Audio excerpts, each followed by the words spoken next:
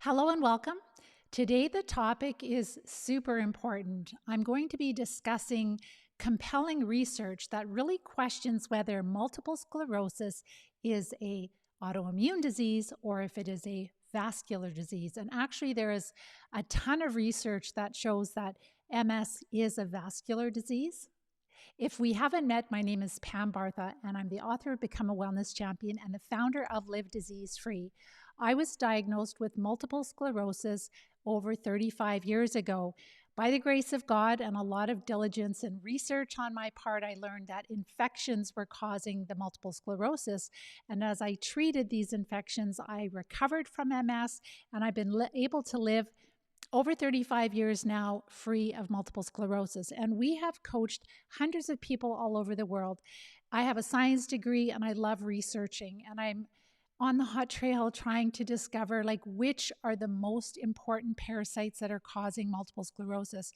And the research that's available that has been put together by some amazing teams of researchers really helps us to understand the cause of MS more, and also points us into the direction of specific infections. So we're going to go over what is the evidence that shows that multiple sclerosis is actually a disease of our blood vessels and not a disease, an autoimmune disease where our immune system is attacking itself for no reason. But the nice thing is it's not just a vascular disease. There's a reason why we're having abnormalities in our blood vessels, and that is a specific infection or specific infections. And as we treat them, then our blood vessels will function normally again.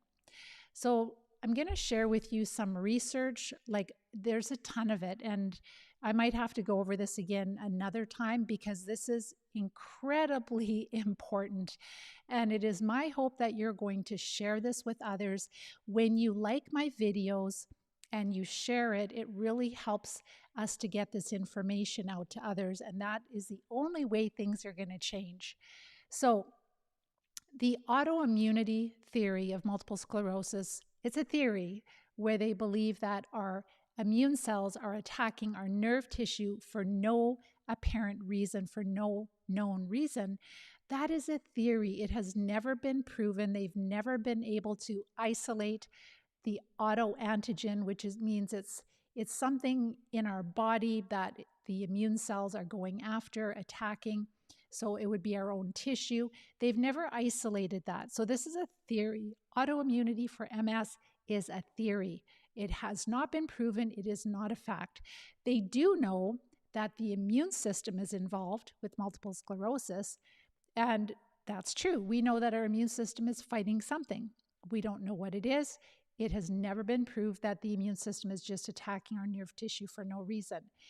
But there is a lot of research that has been going on, and I've shared back in the late 1800s, early 1900s, there were a lot of researchers that believed that MS was caused by infections, and some of them really focused on it's a protist, so it is the parasite that causes malaria, and it's a protist, it's a single-cell protist. And so they felt that this protist was one of the main infections in multiple sclerosis, because when they were treating malaria, when there were outbreaks of malaria, yes, even in the United States, they noticed that when MS patients took the malaria drugs, that a lot of them had significant symptom improvements, and some of them almost went into remission. So then I've done a several part series. I'm just going to touch on it.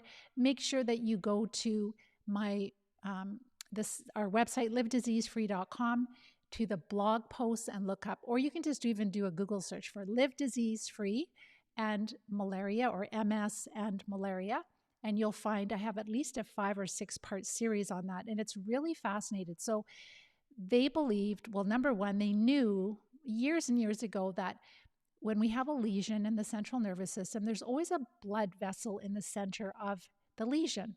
That's really important.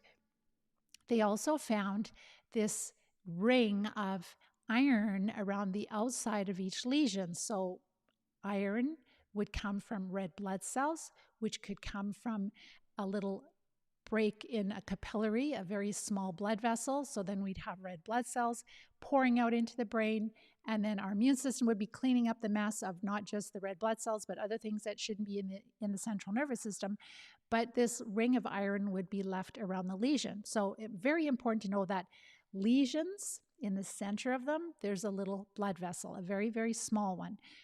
And that is all part of this. So like, why would we have these little blood vessels breaking in the central nervous system, causing leakage, causing a leak in the blood-brain barrier, right? And causing all kinds of substances going into the central nervous system that shouldn't be going from the blood into the brain. So this one study that I have, and it's called Vascular Multiple Sclerosis, addressing the pathogenesis and also the genetics, the pro-angiogenetic factors, and vascular abnormalities, along with the role of vascular intervention. So that's a very complex title, but basically this study, they scoured the research and they pulled together, they analyzed a lot of different findings that were scattered in different studies, brought it all together, consolidated all this information about the abnormalities in the blood vessels of MS patients. And also they were looking at, so these abnormalities would include, there's like the cells that line the blood vessels, they're called endothelial cells, and there is dysfunction with those endothelial cells. So they're not functioning normally. There's also poor drainage of blood from the veins. There's also increased risk of ischemic disease, so that is impaired blood flow. So this is all with MS.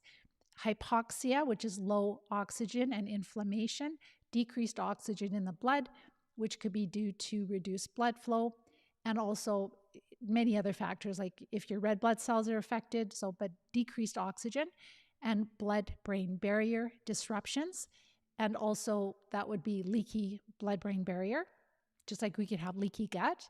And then immune cells move into the central nervous system and they cross the endothelial layer. So there's blood vessels that are in our brain, and what happens is that there's cells that line the blood vessels, and somehow these blood vessels are becoming ruptured. We can have micro bleeds, and so that is going to really affect the integrity of those vessels. Integrity of our blood-brain barrier is broken. We end up with material, substances, different things in our central nervous system that shouldn't be there. So this article has really pulled together a lot of the research that's been done over the years that's been ignored. Like, we've just focused on autoimmunity and we're not focusing on all of these other really important factors that are involved with multiple sclerosis. So it is believed that there is a breakdown in the blood-brain barrier, and that is critical in the formation of these demyelinating lesions that we see in multiple sclerosis. So I'll say that again because that's really profound. It is believed that there is a breach or breakdown of the blood-brain barrier, that this is critical in the formation of demyelinating lesions. All right, so the lesions are not just like, they're just not showing up that you're a healthy person and then your immune system starts to attack your nerve tissue and then you get a lesion. No, it is that because these lesions are always centered around a blood vessel, so there is a breakdown in the blood-brain barrier. The things that are supposed to be kept out of the brain are not being able to, and that is what's responsible for causing the lesion. Think of the lesion as being a little pocket of inflammation, a pocket of infection, and also other things that should not be in there that were in the blood. And again, like, this information has been around for at least 100 years, which is really, really sad. So there are we have with multiple sclerosis an increased risk of microbleeds and a lot of other vascular disorders and dysfunction. There was another study, a 2016 study. The first one I shared is a 2023. This one is a 2016. The title is Vascular Disease in Patients with Multiple Sclerosis, a Review. So again, they looked at a lot of different studies at that time, and they concluded that recent evidence suggests that vascular, so that is our blood vessels, that vascular components may be initiating, triggering for neural pathology. So for, disease, the neurological disease, and subsequent neurological manifestations of the disease. A high degree of comorbidity between vascular disease and multiple sclerosis suggests that vascular pathology, so disease in our blood vessels, may be an important factor causing neural dysfunction.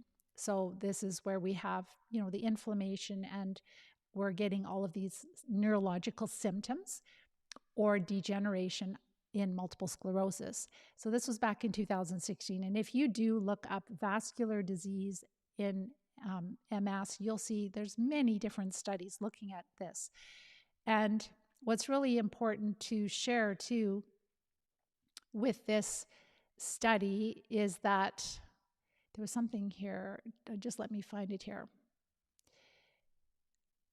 So before I forget, just make sure to check out our website, livediseasefree.com, or do a Google search of Live Disease Free and MS and malaria, and you'll find that 5 or 6 part series. Really, really important to look for that, to look for those articles. You'll learn a lot about this. It's really quite amazing. So, malaria and cardiovascular disease. So I'm going to talk about malaria today just because we have to pick each of these common parasites that we find in multiple sclerosis and look to see how many of the symptoms we could be dealing with. So the first one is looking at how malaria affects our cardiovascular system. And those of you that have MS, let me know if you have some of these diseases or conditions of your cardiovascular system. So complications of malaria can include reduced heart or cardiac output, conduction disorders, myocarditis, pericarditis, arrhythmias, cardiac tamponade, and heart failure. Malaria's direct consequences on the cardiovascular system remains poorly understood. They haven't been doing enough research on this. But infected red blood cells, so that's what malaria does, is that it will infect your red blood cells. It will also infect the liver, but in particular, the red blood cells. And when they are infected, they are going to be bigger than normal. They are going to be sticky. The red blood cells will stick to the lining of the blood vessel. Remember, I said the endothelial cells, those cells that line the blood vessels, so you can get a aggregation, like a buildup of the red blood cells sticking to each other and sticking to the little capillaries, the little small blood vessels. They can cause blockages, they can cause ruptures in those vessels. And malaria is also associated with anemia. And a lot of us have anemia when we're dealing with different diseases like MS. It's very common in MS, which can cause cardiac stress or left ventricular hypertrophy, and anemia can also lead to acute renal failure. I didn't realize how important it was for our kidneys, etc. So with red blood cells sticking together or aggregation, that is increased in multiple sclerosis, but is also increased in malaria. So one thing doesn't prove that malaria is a really common infection in MS, but when you see 10 or 15 things do, maybe some of us, we don't all have malaria that's causing the neurological symptoms associated with MS. It's too early to tell. This is why we're doing this research, is pulling all this together. Maybe in some people there's more Borrelia, but there's something that's suppressing our immune system, and it's making us susceptible to all kinds of worms and other protists and fungi. Like a lot of us have candida issues. They used to think that candida was the immunosuppressive part, but I don't really believe that anymore. I'm I mean, it could be, but I just am not seeing the evidence. There are other parasites that really, really impact. I mean, high levels of fungus will definitely impact the immune system. Mycotoxins, like from mold, definitely can affect the immune system. But things like malaria, you'll see, are really, really impactful on our immune system. So we talked about red blood cells sticking together, aggregating together, and how they will stick to the lining of our blood vessels. And the results, let's see here, significant elevation of aggregation of red blood cells in malaria in people that have malaria. This specific parasite, this specific is called P. plasmodium is the genus, and the species is, so this is just like a cousin. There's several different types of Plasmodium protists that cause malaria. And let's see here. The results from this one study obtained by various parameters show a significant elevation of aggregation of the red blood cells in malaria with the increased with the higher the level of the parasites. So the higher the level of the parasites, the more aggregation of the red blood cells. There's a decrease in the aggregation after treatment, which is good. It's good to know that this can return to normal if we treat effectively on day 4, trending towards normal again. So if we have the right treatments, then the stickiness of our red blood cells can reverse. All right. And then another thing to look at, because like what I'm doing right now is we know that there are a lot of abnormalities in our blood vessels. That's been known with multiple sclerosis. And now we're kind of looking like, instead of just saying, well, there's a lot of abnormalities in our blood vessels, it's like, what kind of abnormalities do we find in our blood vessels? What could be causing these abnormalities? Because we're interested in a cure. We're not interested in just finding some kind of a drug that is going to maintain the sickness that we have. So that's why we're talking about like what kind of changes do we see in the blood and blood vessels of MS patients. So we just talked about how our red blood cells are stickier and they stick to each other. That's really common with MS. Let's talk about platelets. So platelets play a real essential role in coagulating, in making blood clots so that we don't bleed to death. So for example, if we do have these micro bleeds in our brain, then the platelets are going to they're going to make a clot so that we don't have continual leakage of blood into our brain. And what they find with MS is that, I'll just go through this in order. So while platelets themselves do not directly impact the red blood cells aggregation, so the platelets are not directly causing the red blood cells to stick together. They do influence the process of clotting and blood clot formation in the brain, microcirculation, due to increased platelet counts, supports the idea of decreasing like injury in the brain, right? And impacting blood flow. So all of that is linked together.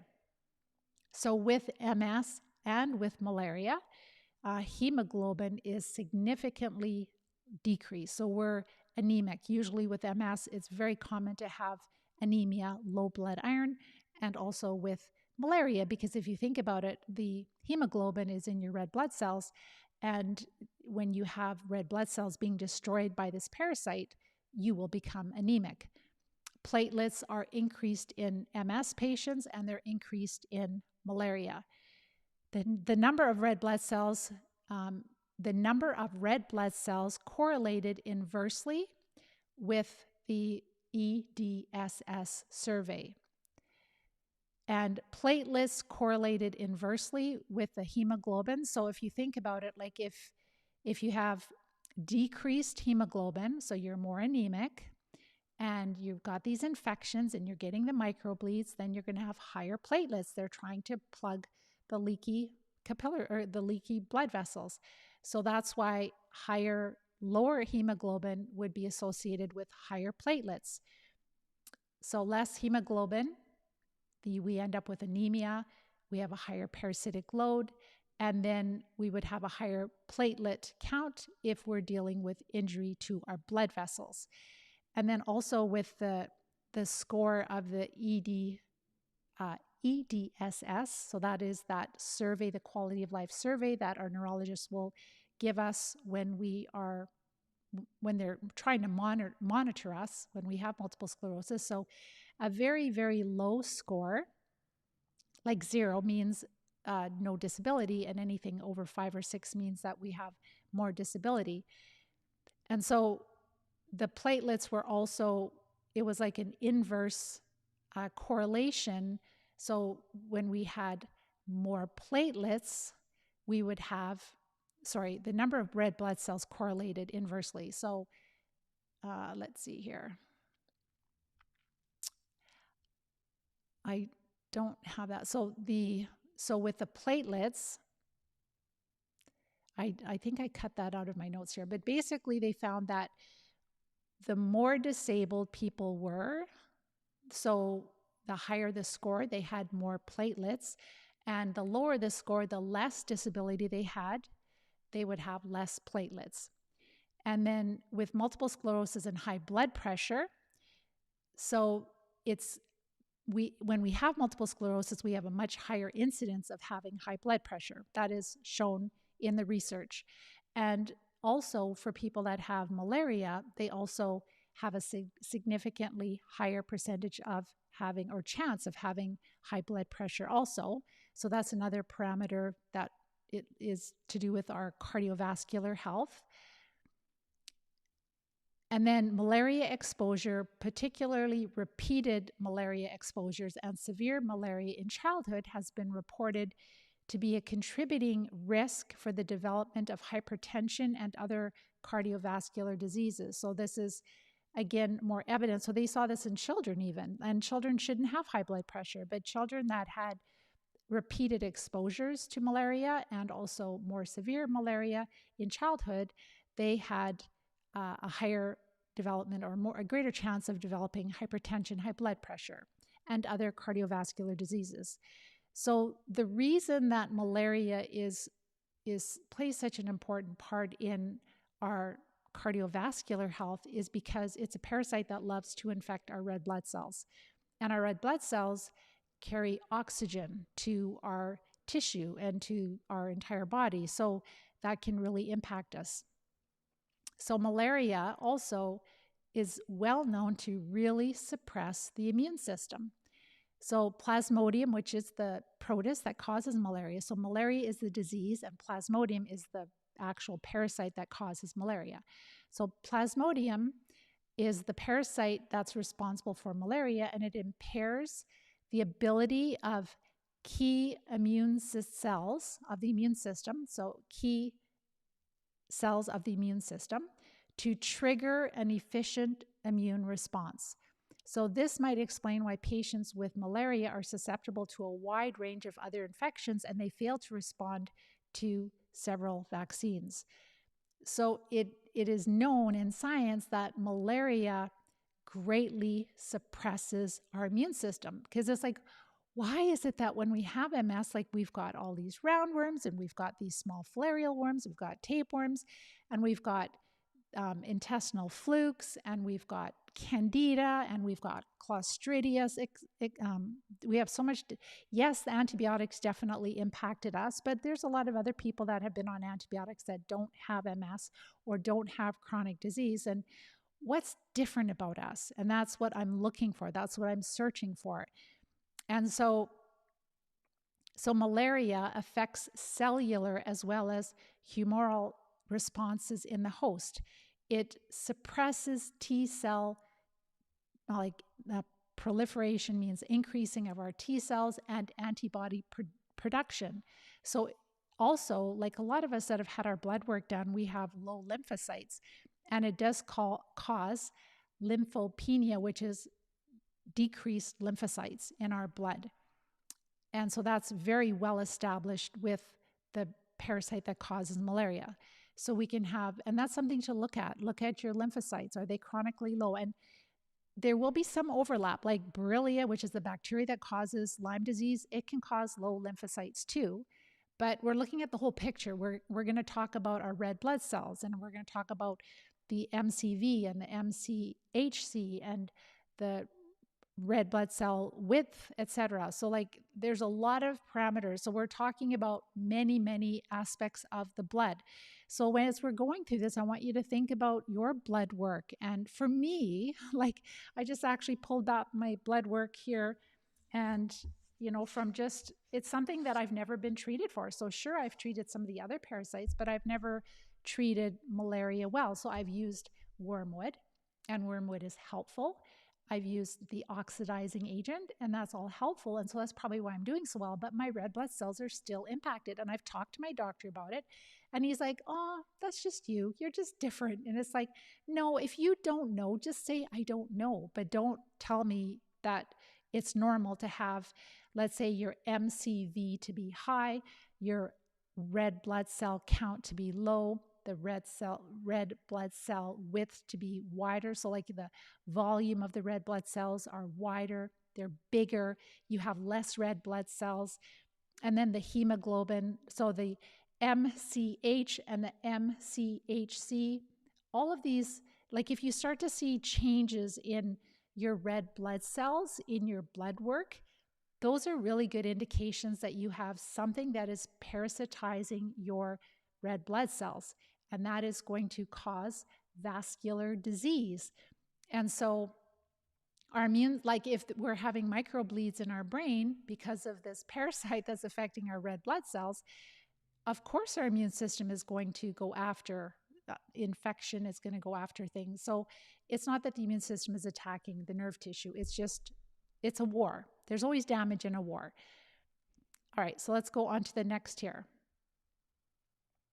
And I did want to mention, I did find, so malaria parasite, and this is where we need to find, really good treatments, effective treatments for those of us that have maybe had chronic malaria or chronic babesia for many years.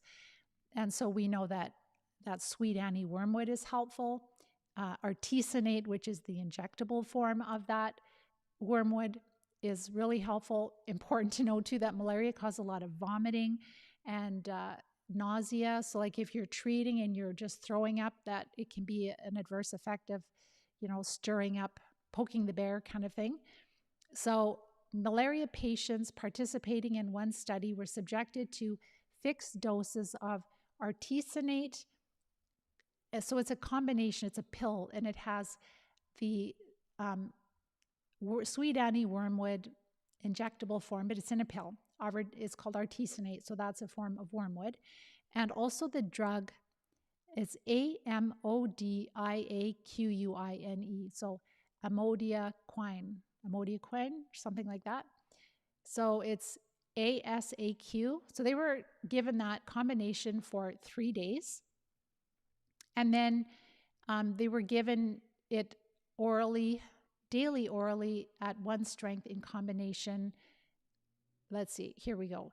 It was given once daily orally at the strength of combination. So there's this, you can look this study up after. I don't want to talk about dosages on this event that I'm talking about because I don't want people to go, oh, Pam said to take this.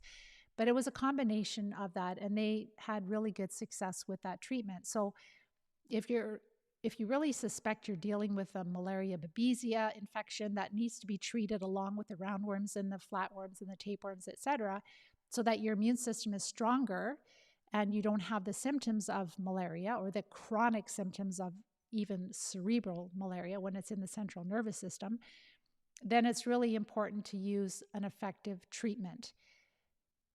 And there is tafenoquine. I wanted to mention that too. It's a newer drug. We can't get it in Canada. I've been trying to talk to local pharmacists, and I don't think we can get it in Canada unless you work with Health Canada. And if you do, then you might get a special permission to use it. But they're only going to give that to us if they say, oh, have you traveled to another country and you have a lot of symptoms of malaria, of acute malaria, then they might possibly give us that treatment, but otherwise they're not going to. So it's very difficult to get in Canada. But I believe in the United States, some practitioners are prescribing it. Let's talk about the red blood cell distribution width. So RDW. So this is another blood test. So this measures the size and the volume of your red blood cells, and it influences deformability. So in one study, they found that relapsing remitting MS patients have increased red blood cell width. So again, if you have parasites in your red blood cells, they're going to be bigger. And so that was compared to healthy controls. And this may underlie altered red blood cells deformations or deformability in MS. Elevated, and they call it, the test is RDW, so red cell distribution. So this elevated RDW was found to be positively related to this, again, the EDSS score. So that means that the increased size of the red blood cells was correlated to an increased score on your survey, which means you're more disabled. So your red blood cells are bigger, and that was linked to a higher disability score on that survey. So this study had a reasonable sample size, but it did not control for other factors. All right, and then the variation in the RDW is attributed to infection in red blood cells by malaria parasites. So they know that this RDW test result, it's abnormal in relapsing remitting patients, so our red blood cells are bigger than normal. And the more we have of that, the more disabled we are. But then if you look at malaria, that is also elevated. So the RDW is attributed to infection of red blood cells by malaria parasites. So that's in the scientific literature, where the cells become enlarged because they have parasites in them. And then eventually they rupture, right? They're sick. They're not healthy cells. Interesting with cholesterol. So they found that people that have higher levels of malaria parasites, that it doesn't impact like the HDL and the LDL that much at all. So that is not a big factor. I was just looking at all different parameters. And so the changes in the lipid profile were significant in children that had lower parasites, malaria parasites, and they had mild signs.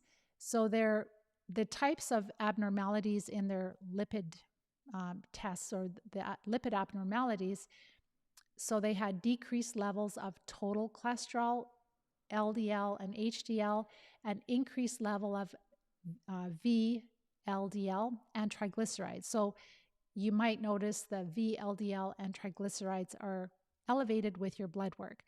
The malaria doesn't seem to really cause higher levels of HDL and LDL, but VLDL and triglycerides, yes.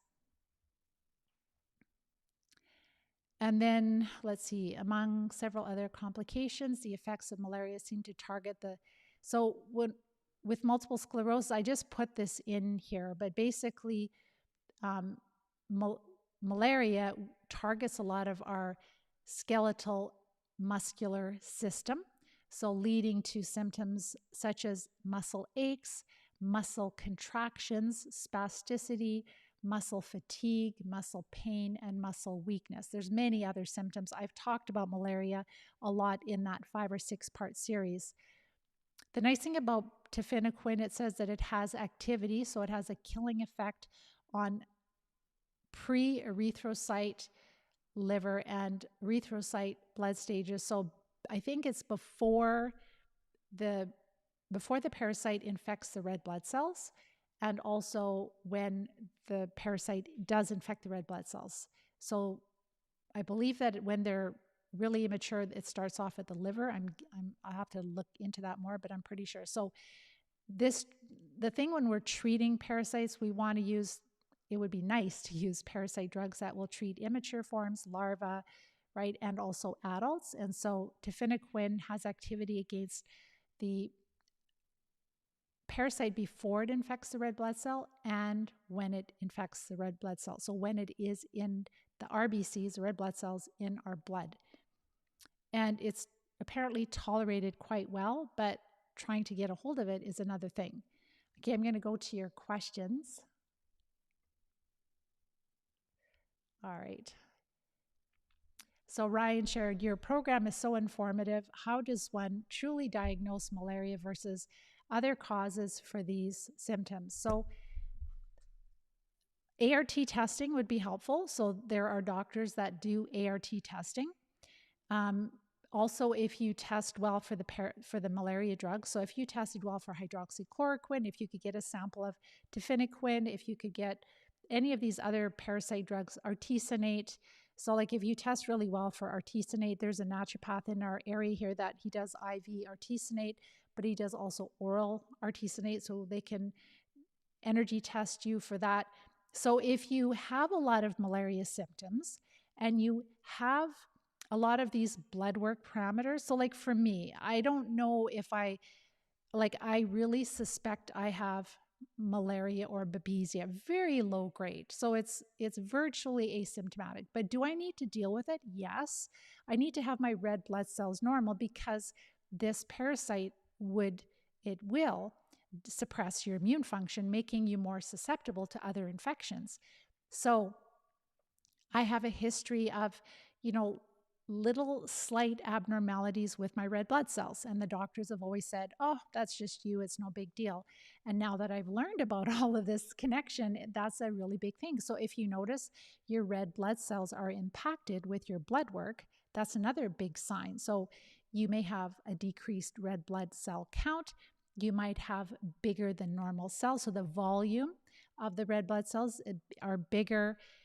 Also, the MCV, the MCHC, just the red blood cell count, and the RDW, all of those different tests can be a little off.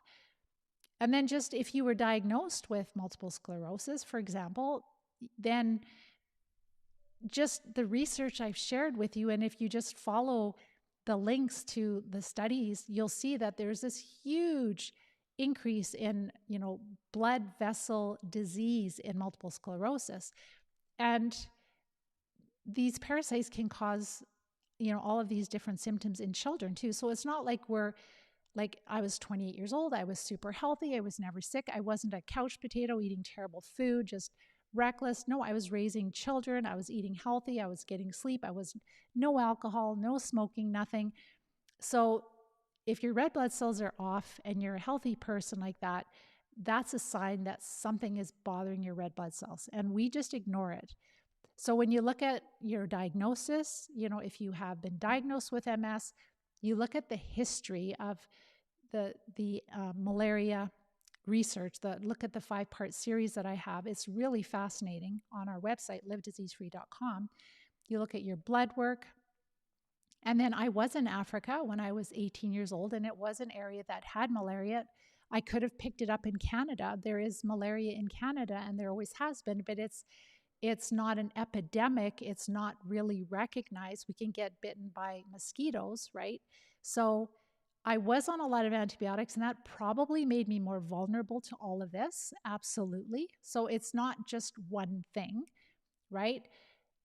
I have gone to different workshops in the States, and they have all of these machines that do like energy testing, and they will pick up babesia in me. Like they'll say, oh, you have some babesia. And babesia is very similar to malaria. So whether it is malaria babesia, I don't know.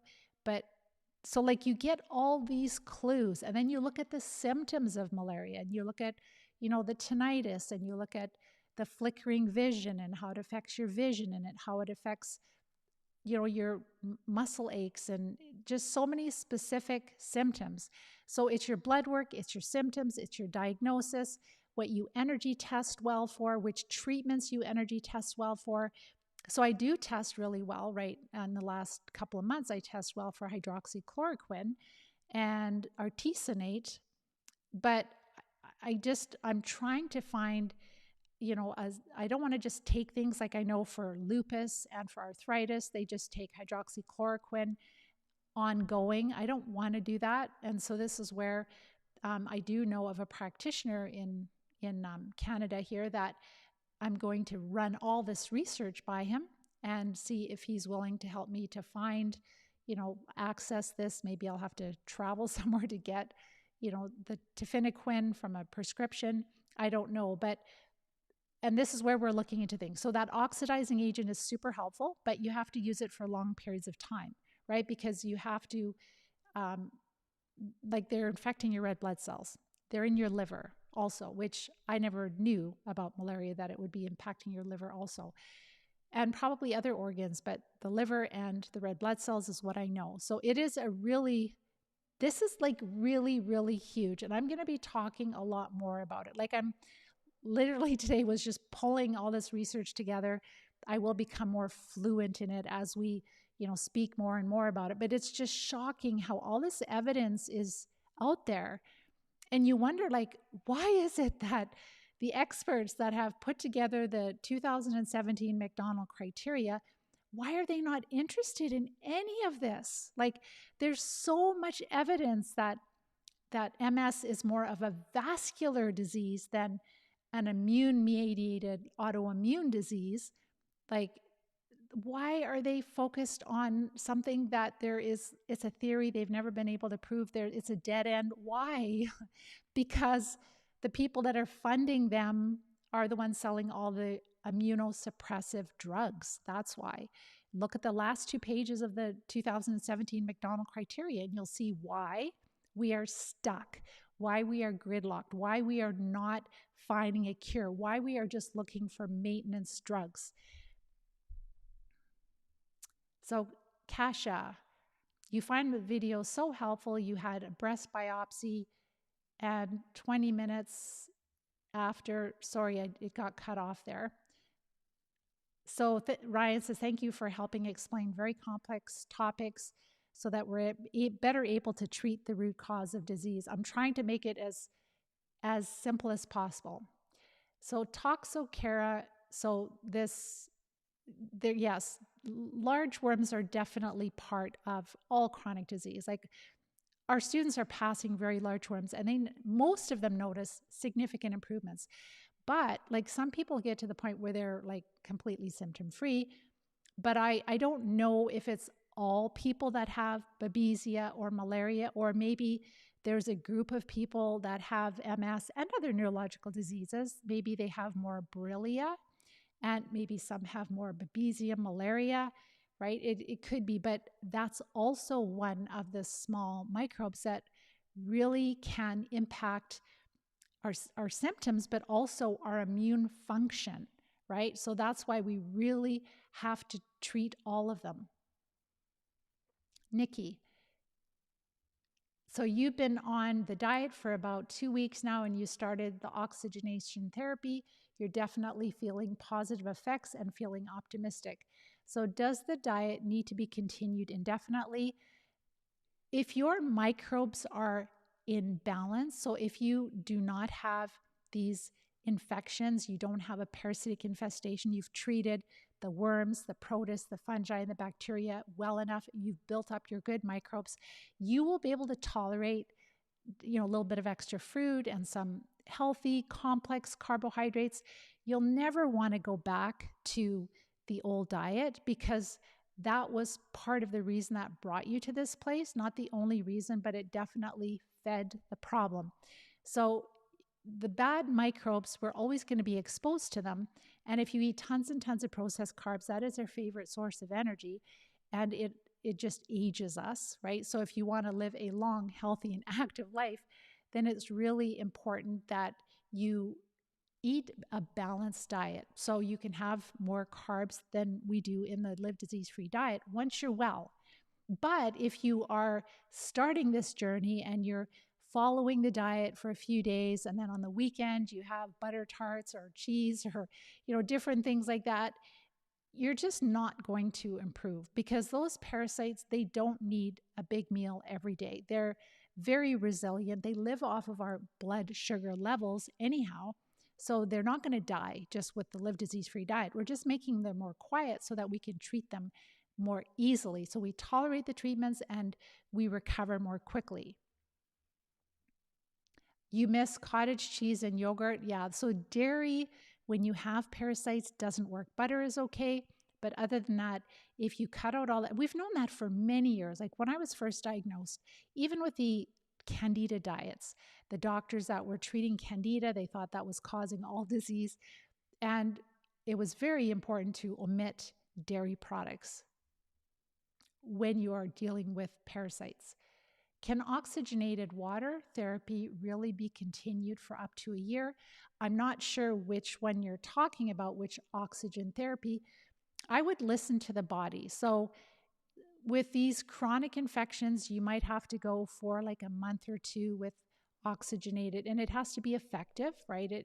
There's all kinds of different oxygen waters we can use.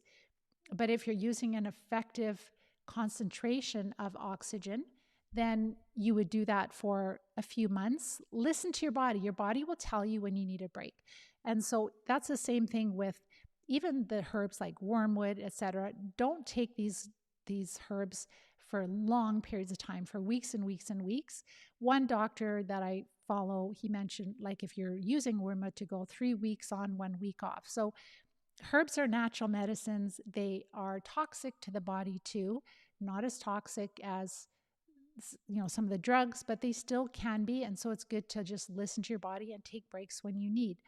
But if you've had chronic, even filariasis, these little filarial worms, it takes multiple treatment cycles, right? And you have to also, you need to work with somebody when you're dealing with that, because the oxygen therapy is not going to reach the small intestine. It's not going to reach the central nervous system. This is where the parasite drugs really are helpful in combination with oxygen therapy and with herbs.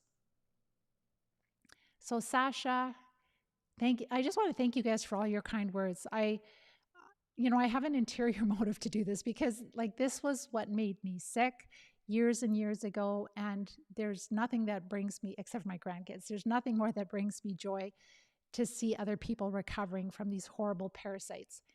So you just recently found me. What parasites form cysts in the body? I believe that the body forms cysts to contain parasites. So it's not that the cysts are forming, it's maybe some of them do. So like, for example, when you have the tapeworm larval cysts, maybe it's the immune system containing it. Very often the immune system will contain infection, and it could be in a cyst form. There could be many, many different types of parasites that would be in cysts. I would not even try to guess. So you have severe neurological burning and heart palpitations after a breast biopsy in 2018. Tapeworm. Usually when people have neurological diseases and cancer, it's not just one parasite. It's usually several different types of worms. Like you might have larger worms in your intestines, and then if you had a tapeworm or tapeworms, then the larva, the immature form, will move into different tissue. But you could also have small roundworms that are very, very small. They can move into different organs. You can have different protists. You can have bad bacteria. And the biggest base camp of the problem is in your gut. So focus on treating your gut. Make sure to watch my masterclass training. It talks about all the steps we take to recover. When you want to treat these parasites, you have to work with someone. If you can't find a practitioner that understands this, that's what we do, is we support people all over the world to help them to recover from these parasites that cause disease. You can't do this by yourself, because if you do, you can hurt yourself, or you're going to use treatments that are not effective, and you can make these parasites resistant to the treatments. So take that very seriously. Like the breast biopsy, like we know, I've done an event and a blog post on cancer and parasites, and I talked a lot about how many of the parasite drugs treat different types of cancers, how there's a lot of research, like studies like oh, this parasite drug is a promising new treatment for this type of cancer, and this other parasite drug is this promising new treatment.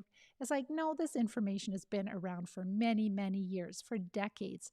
It's just, I think a lot of their patents are running out, and so they're looking for new drugs, new markets, new patents, new uses for certain drugs. Really frustrating. Yeah, so there are various different types of parasites that will move into your muscles, into your reproductive organs, into your eyes, into your central nervous system. Some live in the blood. There's like probably thousands of different types of parasites, but I mean, there's groups of parasites. So there's roundworms, there's flatworms, there's protists, there's bacteria and fungi. So there's not an infinite number of treatments, thank goodness. You're so very welcome. So, Sasha, I'm currently on a heavy anti-parasitic protocol, but nothing is working. So, when you say a heavy parasitic protocol, it's probably not very heavy. With our students that I work with, they usually energy test well for 3 to 5 parasite drugs. And so they don't take them all at the same time at the start. That we make sure that they tolerate them, but they're using like several, and it's like 2 or 3 times a day, and 3 to 5 parasite drugs. So it's not a simple thing. And then they're also treating fungi, they're also treating bacteria and protists, etc. So it's challenging to treat these parasites, really challenging. Let's get real about autism. Autism too, absolutely. So Carrie Rivera is an amazing, wonderful colleague. I just absolutely love her. I have so much respect for her. Her son was diagnosed with autism many years ago. She taught me about the oxidizing agent that I share with you, like on our website and on Rumble. I can't share it here, but she works with children. And years ago, she had these huge groups on Facebook, like 20,000 or like tens of thousands of people in English and in Spanish, different countries, where parents were getting their kids back. Like the children were diagnosed with autism, but they were treating parasites through herbs, mostly, sometimes parasite drugs. Certain ones are safe for kids, and they were using the oxidizing agent, and they were, healthy diet, etc., like low carb diet. And children were losing their ATEC scores. Kids that had never smiled for years and years to their parents were like making eye contact, smiling, talking, wearing clothes, becoming potty trained, losing their autism or ATEC score, not needing assistance in school.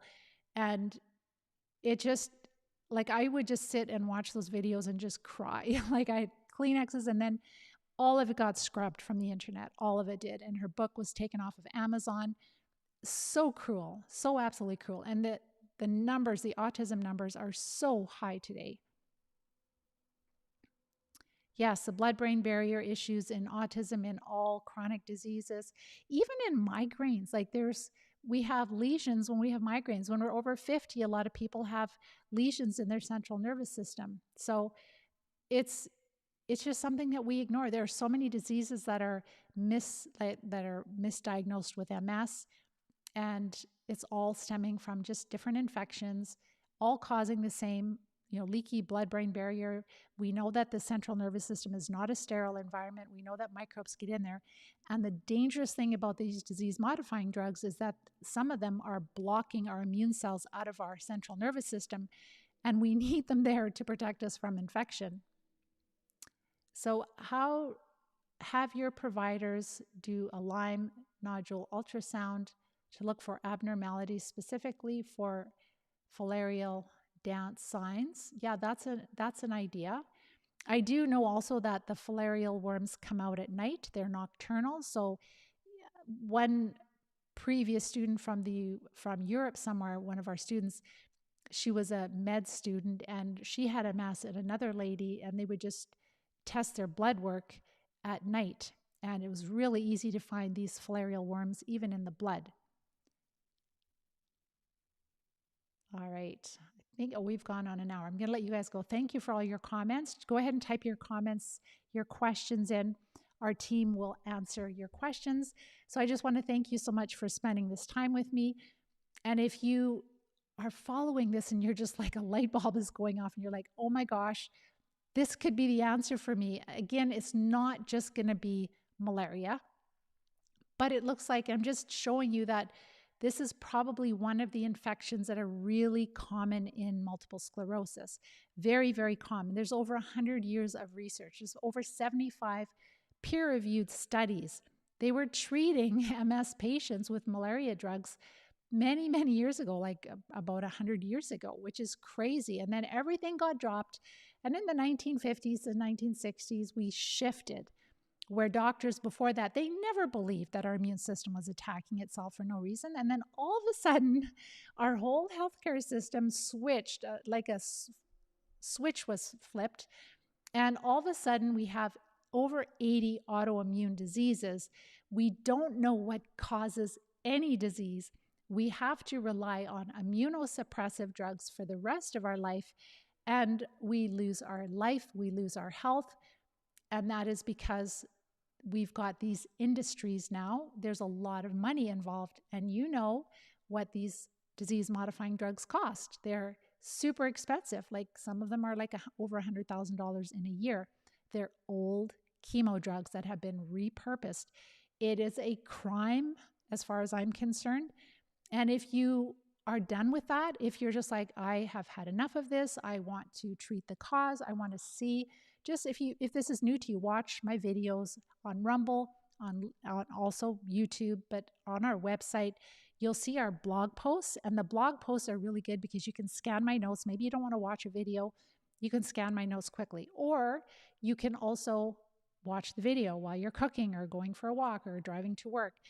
And so you will learn. And when you get that belief system up so much that you're like, this is my answer, I know this is my answer, then reach out to us if you need support, because that's what we help people do. We've been doing this for many years. We've had so many people recover. It's a skill that you can learn, right? And when you learn this skill, you learn how to manage the microbes in your body, restore balance, and then manage them. That's how I've been able to live for over 35 years now, MS-free. It's not that I cured myself back then and I've never been exposed to a parasite. I have learned how to manage it well enough that I can play with my grandkids, I can go horse riding, I can go hiking. I just love the outdoors. We've got animals here. I'm outside probably 3 hours a day, at least 3 to 4 hours a day. I'm starting to have a little bit more balance away from the computer, still working lots, but I'm getting up there. It's not an end of life crisis, but a later than midlife crisis, like needing to say like, okay, Pam, you've been working enough. You need to get outside. You need to enjoy nature, and you need to recover. You need to get your life back. You need to start doing the things that you love to do. The only way you can do that is to restore enough balance in your microbiome. The biggest area to focus on is the gut, but just know that if you have chronic disease, those parasites have moved into the rest of your body, especially the central nervous system. And in order to recover, it does take strategy, and you'll learn all the steps in our masterclass training, how Pam and others have recovered from MS and other chronic diseases. So watch that. If you need support, fill out the form. You can book a time with me to make sure it's a good fit for you, and I would love to serve you in the Live Disease-Free program. So otherwise, if you enjoy what I'm sharing with you, and I am going to talk more about this topic because this is really, really huge for MS, then make sure to like, share, and subscribe. Share this with practitioners. Share this with your different groups that you're involved with, and get the discussion going. Like, oh my gosh, this is huge. I've just given you like a huge gift pulling all this together. So please share it and help us to get the word out so that we can bring change, so that others do not have to suffer like we did. Take care. Bye-bye for now.